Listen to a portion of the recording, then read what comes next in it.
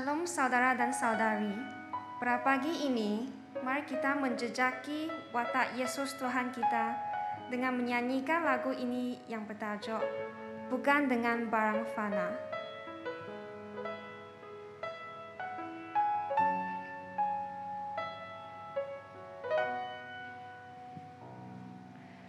Bukan dengan barang fana Kau membayar dosaku, dengan darah yang mahal, tiada noda dan celah. Bukan dengan emas perak Kau menebus diriku, oleh segenap kasih dan pengorbananmu telah mati dan tinggalkan jalan hidupku yang lama. Semuanya sia-sia dan tak berarti lagi. Hidupku ini ku letakkan pada mezbahmu ya Tuhan.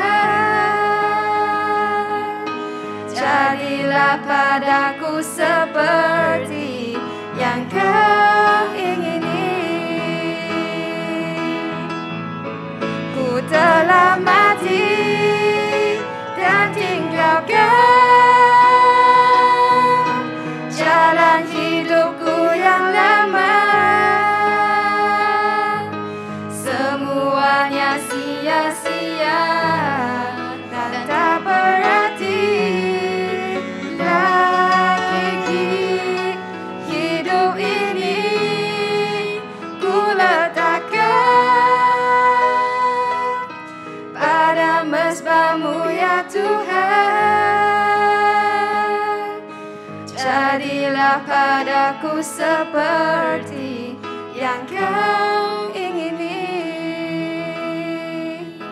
Jadilah padaku seperti yang Kau ingini. Ya Tuhan, ya Allah Bapa kami berucap syukur ya Tuhan. Kami ingin melepaskan segala dosa ya Tuhan, dan kami ingin menyertai dan mengikuti Engkau ya Bapa. Kami berdoa Tuhan agar Engkau akan berikan kami hati ya Tuhan untuk menerima dan mengikuti Engkau ya Tuhan. Kami berdoa Tuhan agar Engkau akan menyiapkan hati kami ya Tuhan, supaya kami sedia untuk mengikuti Engkau pada pagi hari ini ya Tuhan, dan sehingga selama-lamanya Bapa. Kami serahkan minda tubuh kami ke dalam tangan Engkau. Engkau pakailah kami ya Tuhan sesuai dengan rencana Engkau Bapa.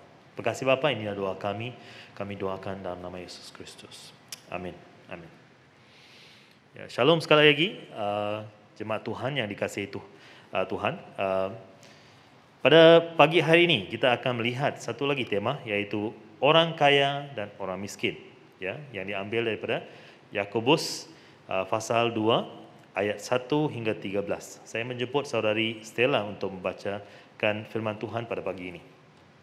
Saudara-saudaraku, sebagai orang yang percaya kepada Tuhan Yesus Kristus, Tuhan kita yang mulia, janganlah beza-bezakan orang berdasarkan hal-hal yang lahir. Andaikan dua orang datang ke pertemuan kamu, yang seorang kaya dan berpakaian indah serta memakai cincin emas, yang seorang lagi miskin dan memakai pakaian buruk. Dengan hormat kamu menyambut orang kaya itu dan berkata kepadanya, silakan duduk di tempat yang terbaik ini. Tetapi kamu berkata kepada orang miskin itu, berdirilah di sana atau duduk di lantai dekat kakiku. Dengan perbuatan itu, kami membeza-bezakan orang di kalangan kamu dan kamu menilai orang berdasarkan fikiran yang jahat. Ketahuilah, saudara-saudara yang aku kasihi, Allah sudah memilih orang miskin di dunia ini menjadi orang yang kaya dalam iman. Mereka akan menikmati pemerintahan Allah seperti yang sudah dijanjikannya kepada mereka yang mengasihi Dia. Tetapi kamu menghina orang miskin, padahal orang kayalah yang memintas kamu dan yang menyeret kamu ke hadapan hakim.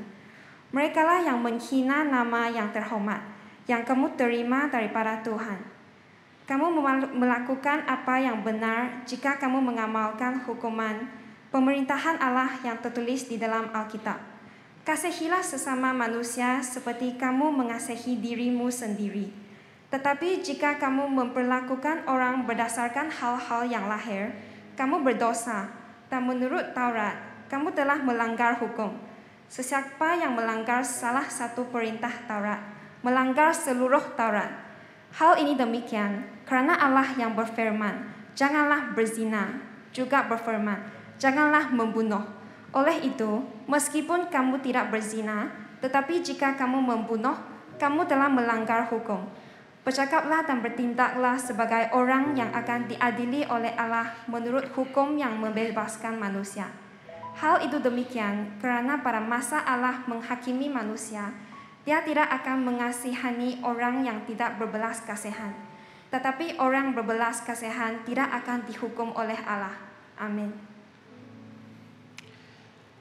Ya, jemaat Tuhan, selamat pagi lagi.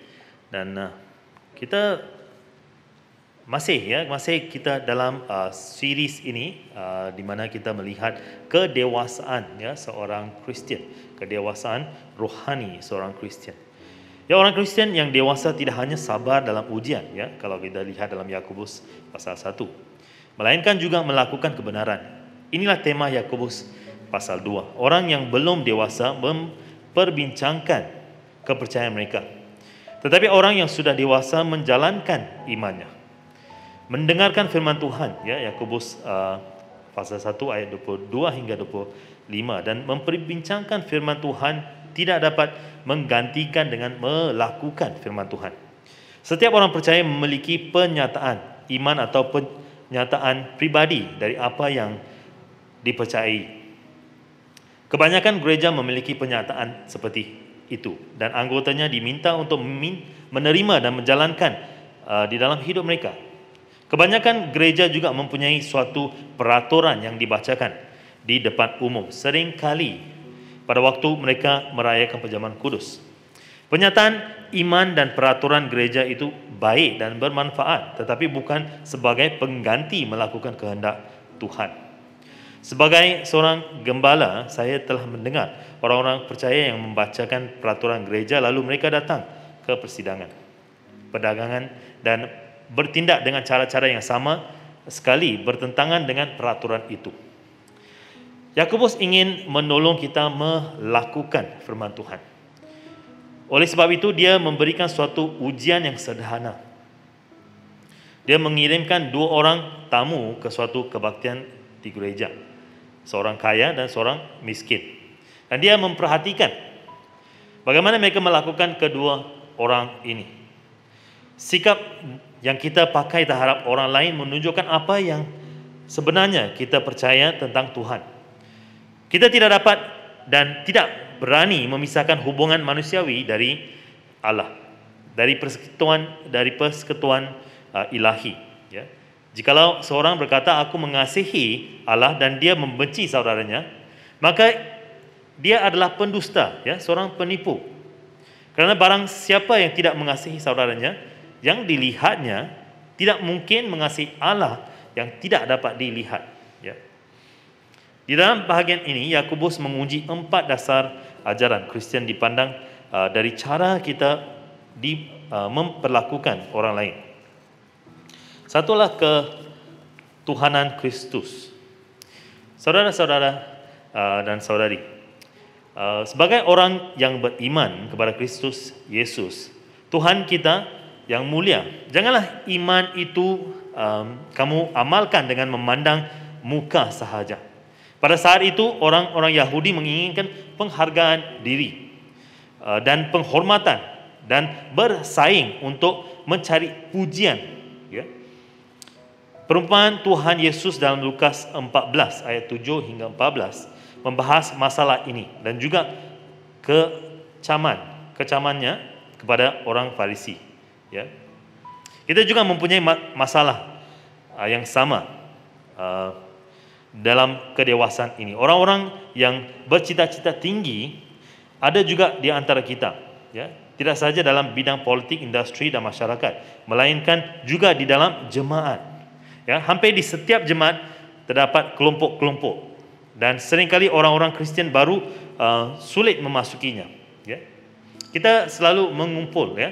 Kita ingin kawan-kawan kita di dalam satu kumpulan, dan itu menjejaskan orang baru untuk memasuki ke dalam gereja, dan mereka terfikir dan terasa terasing. Ya, mereka tidak mahu mengikuti kebaktian atau persekutuan tersebut. Ya. Kita sebagai seorang persekutuan yang dewasa dalam kerohanian, kita harus menjemput orang baru ke dalam gereja kita, bukan dalam kelompok kita. Ya. Kita tidak seharusnya ada kelompok-kelompok kecil di mana kita mengabaikan orang lain. Ya.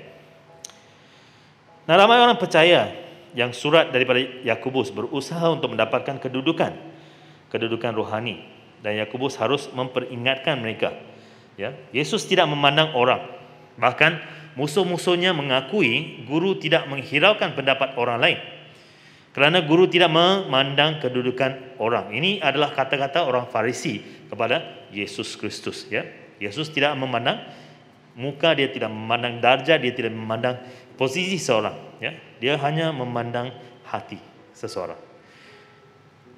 Dia melihat dalaman, dia bukan melihat luaran. Ya, dia tidak terpengaruh oleh kekayaan atau kedudukan sosial.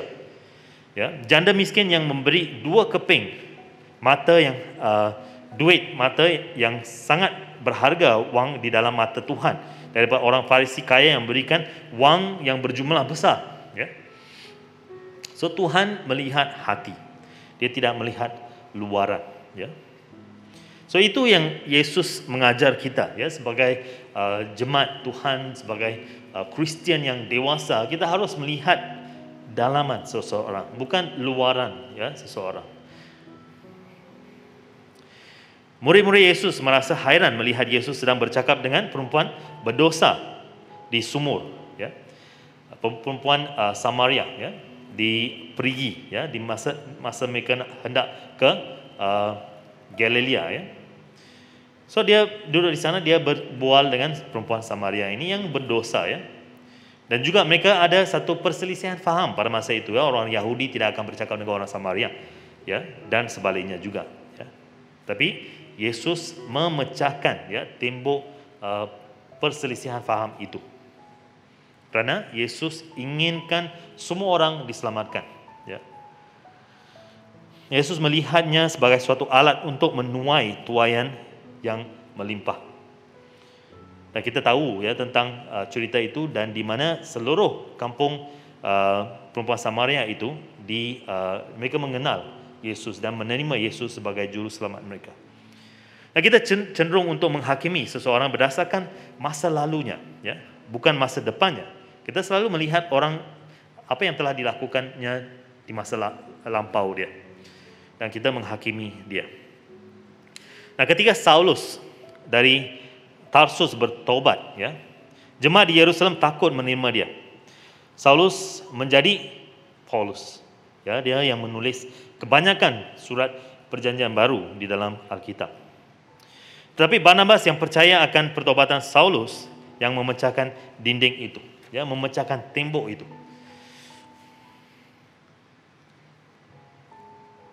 So kita tidak senang duduk dengan orang-orang tertentu di gereja kerana mereka bukan orang yang seperti kita, ya. Yesus adalah sahabat orang berdosa. Walaupun dia tidak menyetujui perbuatan dosa mereka, tetapi dia masih, ya, mengasihi mereka. Ya, hanya dengan kasih, ya, saudara dan saudari, kita dapat mengubahkan seseorang daripada cara hidup dosa mereka. Kita dapat membawa mereka ke jalan yang benar, ya, saudara-saudara, dengan kasih Tuhan Yesus Kristus sahaja kita dapat melakukan begitu. Yesus dihina, ditolak. Kenyataan ini dinubuatkan dalam Yesaya 53. Kamu boleh baca. Dia adalah orang yang penuh kesengsaraan, yang ditolak oleh suatu bangsa yang membenarkan dirinya. Tidak seperti serigala dan burung-burung mempunyai tempat tinggal, tetapi dia tidak mempunyai satu tempat untuk meletakkan kepalanya. Dia sendiri mengatakan begitu. Dan dia juga menghidup satu kehidupan begitu. Dia dibesarkan di kota Nazareth yang hina dari sebuah keluarga dan yang merasakan erti kemiskinan. Sekiranya anda dan saya pernah bertemu dengan Yesus ketika dia sedang mengajar di dunia, maka dari bentuk fiziknya dan cara kebendaan tidak ada satu pun yang menarik perhatian kita. Ya. Sebab kalau kita lihat daripada luaran, kita tidak dapat melihat apa-apa yang menarik tentang Yesus. Namun dia adalah kemuliaan Tuhan itu sendiri di dalam perjanjian lama. Kemuliaan Tuhan mula-mula tinggal di dalam kemah suci dan kemudian dia di dalam rumah Tuhan. Ketika Yesus datang ke dunia, kemuliaan Tuhan tinggal di dalamnya. Sekarang kemuliaan Tuhan tinggal di dalam setiap pribadi orang yang sudah percaya. Dia tinggal di dalam hati kamu, dia tinggal di dalam hati saya. Dan di dalam jemaat sebagai suatu keseluruhan, ya. Dia tinggal di dalam hati kita semua. Nah, bagaimanakah kita mempraktikkan ketuhanan Kristus dalam hubungan manusiawi kita? Sebenarnya amat sederhana. Ya. Pandanglah setiap orang melalui mata Kristus. Apabila mengunjungi seseorang, kita dapat menerimanya kerana Kristus hidup di dalam dia. Ya. So kita harus melihat melalui kacamata Yesus Kristus, ya, melihat seseorang dan menerima seseorang dengan penuh kasih. Apabila dia bukan orang Kristian, kita dapat menerimanya kerana Kristus mati untuk dia.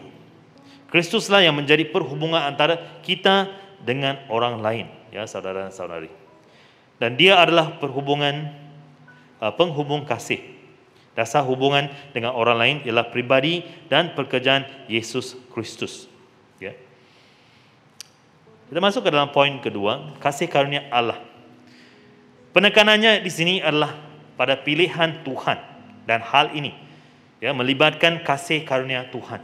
Jika keselamatan didasarkan atas jasa, maka itu bukan didasarkan atas kasih karunia. Ya. Kalau ia hanya atas jasa, maka apa yang telah Yesus lakukan atas salib adalah sia-sia saja, ya saudara dan saudari. Ya. Dia telah mati di atas kayu salib untuk menyelamatkan kita daripada dibuang ke dalam api neraka. So, kasih karunia menunjukkan pilihan kedaulatan Tuhan bagi orang-orang yang tidak dapat mengusahakan dan tidak layak menerima keselamatan. Ya, kita tidak dapat menyelamatkan diri kita sendiri. Ya. Kita tidak dapat menyelamatkan diri kita sendiri. Itu sebabnya kita harus ada satu penyelamat. Dan penyelamat itu adalah hanya Yesus Kristus. Nah, Tuhan menyelamatkan kita secara sempurna berdasarkan karya Kristus di atas kayu salib. Dan bukan berdasarkan suatu yang ada pada kita atau apa yang kita miliki. Tuhan tidak membezakan bangsa. Dia tidak membezakan warna seseorang. Ya, orang-orang Yahudi yang percaya terkejut apabila Petrus pergi ke rumah keluarga Cornelius, ya, seorang bukan Yahudi, berkhotbah kepada orang bukan Yahudi dan bahkan makan bersama-sama dengan mereka. Nah, ini menjadi satu perbincangan di dalam persidangan pada masa itu. Ya, haruskah orang bukan Yahudi menjadi orang Yahudi agar dapat mendapat seorang akan menjadi seorang Kristian? Ya, jawapan yang diberikan Roh Kudus kepada mereka ialah tidak. Di mata Tuhan tidak ada perbezaan, ya. Tidak ada perbezaan antara orang Yahudi dan bukan Yahudi apabila sampai pada hari penghakiman, ya. Tuhan tidak akan meletakkan satu bilik bagi orang Yahudi dan satu bilik bagi orang yang kafir, orang yang bukan Yahudi, ya, tidak. Semua kita akan dihakimi selari, ya, saudara dan saudari. So Tuhan juga tidak akan membezakan kedudukan sosial. Ya. Kalau kamu seorang yang sangat kaya ataupun orang yang sangat miskin, Tuhan tidak akan melihat luaran itu, ya. Kamu tidak dapat bawa bag yang dipenuhi oleh duit, ya, dan pergi ke sana dan katakan dengan Tuhan, Tuhan, saya berikan kamu persembahan ini. Tidak.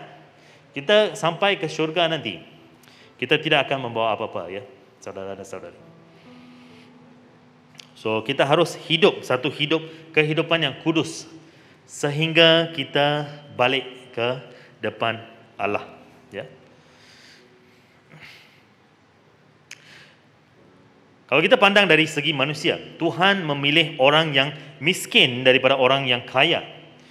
Ingat saja saudara-saudara, bagaimana keadaan kamu ketika kamu dipanggil menurut ukuran manusia. Tidak ramai orang yang bijak, tidak ramai orang yang berpengaruh, tidak ramai orang yang dihormati. Tetapi apa yang bodoh bagi dunia dipilih oleh Allah untuk memaklukkan orang yang berhikmat, ya. Tuhan melihat seseorang itu berbeza daripada pandangan orang di duniawi ini, ya. Walaupun kita melihat seseorang itu yang tidak pandai, yang tidak dapat melakukan apa-apa, tapi Tuhan memang memilih orang itu untuk melakukan mujizat melalui orang itu, ya. Dia akan menggunakan kamu, ya, saudara dan saudari, untuk melakukan apa yang tidak kamu terfikirkan dalam kehidupan kamu. Dia tidak melihat adakah kamu berpengetahuan ataupun tidak, berpengalaman ataupun tidak. Dia hanya lihat hati kamu, ya.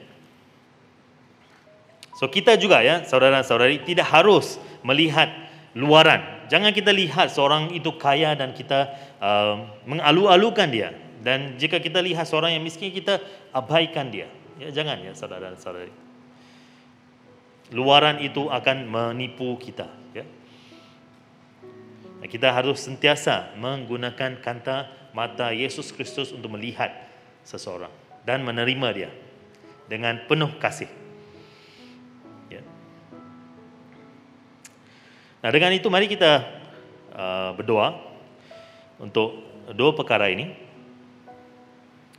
Kita berdoa agar Tuhan akan memenuhi kita dengan kasih Tuhan sehingga ia kelimpahan, ya.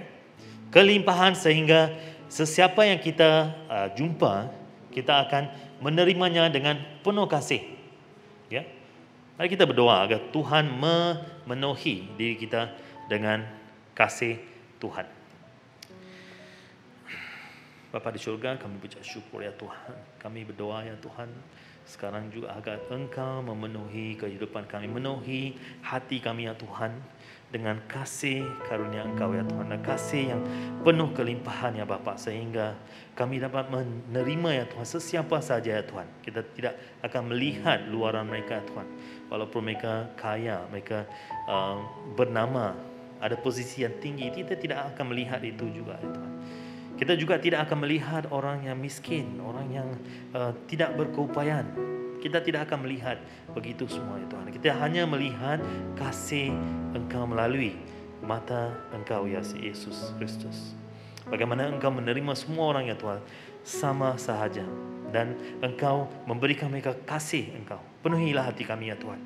Penuhilah hati kami supaya kami dapat menerima sesiapa juga, ya Tuhan, untuk memasuki dalam kerajaan Engkau, supaya kerajaan Engkau dapat berkembang dan berkembang dan berkembang lagi, ya Tuhan. Terima kasih Bapa, terima kasih Tuhan. Ya, doa kami doakan dalam nama Yesus Kristus. Kita juga berdoa, ya, minta Yesus Kristus untuk memecahkan tembok, ya, di dalam hati kita, ya, tembok yang tidak ingin menerima orang, tidak ingin membantu orang, ya, tembok itu. Kita minta Tuhan Yesus untuk memecahkan tembok itu, supaya tidak ada satu penghalang, satu batu sandungan yang menghalang kita untuk mendekati dan menerima orang ke dalam kehidupan kita, ya. Mari kita berdoa. Allah Bapa di syurga, kami berdoa, ya Tuhan, agar Engkau akan memecahkan, ya Tuhan, tembok di hati kami, ya Tuhan. Segala tembok atau batu sandungan yang menyebabkan kami tidak mengasihi seseorang itu, ya Tuhan, kami berdoa dalam nama Yesus Kristus yang akan pecah dan kita akan merasai kasih Engkau sekali lagi ya Tuhan, dan merasai segala kesusahan, segala pergumulan orang yang inginkan Engkau, yang menanti-nantikan satu pengharapan dalam kehidupan mereka yang gelap gelita ya Tuhan. Kami berdoa agar Engkau akan berikan kami ya Tuhan hati sebegitu ya Tuhan. Pecahkanlah hati kami yang penuhi dengan segala-segala sakit ya Tuhan, yang orang telah menyakiti hati kami sehingga kita tidak mau menerima orang ya Tuhan. Engkau pecahkanlah segala tembok itu ya Tuhan, supaya kami dapat menerima orang, menerima sesiapa juga ya Tuhan di dalam keluarga Kristian kami ya Tuhan, supaya nama Engkau kami dapat memuliakan ya Tuhan, supaya mereka dapat melihat kasih Engkau ya Bapa. Terima kasih Bapa, terima kasih Tuhan. Ini doa kami doakan dalam nama Yesus Kristus. Jemaat Tuhan, mari kita sekali lagi kita menyanyikan lagu ini. Kita menyanyikan chorus dia, ya, lagu Bukan Dengan Barang Fana.